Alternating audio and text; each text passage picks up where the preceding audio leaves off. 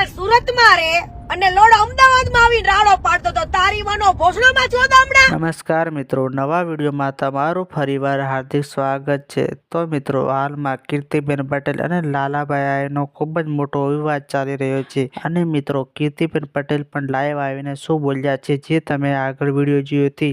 અને તમે જે આગળ વિડીયો જોયો કીર્તિબેન પટેલનો, તે વિડીયો ઇન્સ્ટાગ્રામમાં કીર્તિબેન પટેલ લાઈવ આવીને બોલ્યા હતા. અને તે લાઈવમાં કીર્તિબેન પટેલ એવું બોલે છે કે તું અમદાવાદમાં બૂમો પાડે છે, મેં તો સુરતમાં રહું છું, એવું કીર્તિબેન પટેલ બોલે છે. મિત્રો, તમને વિડીયો પણ આગળ પૂરો તેનો બતાવીશ, એટલે તમે વિડીયો પૂરો જોજો. અને મિત્રો, કીર્તિબેન પટેલ પણ મન ફાવે એવું બોલ્યા છે અને ઇન્સ્ટાગ્રામમાં લાઈવ આવીને નવા ખુલાસા પણ કરે છે લાલાભાઈ આહિરના મિત્રો.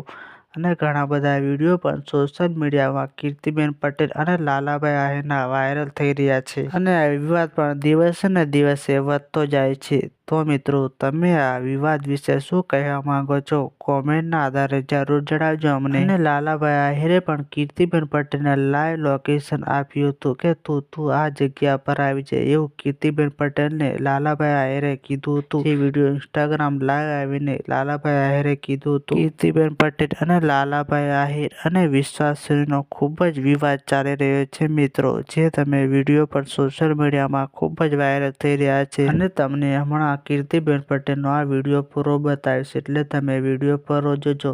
અને મિત્રો, વાત કરીએ તો જો તમે ચેનલમાં પહેલી વાર આવ્યા હોય તો મિત્રો, તમે પહેલાં અમારી ચેનલને સબસ્ક્રાઈબ કરી લેજો. અને વિડીયો પસંદ આવે તો વિડીયોને લાઈક કરી આ વિડીયોને આગળ શેર કરવાનું ભૂલતા નહીં. મિત્રો, સૌપ્રથમ તમે આ કીર્તિબેન પટેલનો વિડીયો જોઈ લો.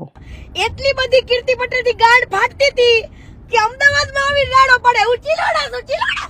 તારી માની માછો દાવ તો ચિલોડામાં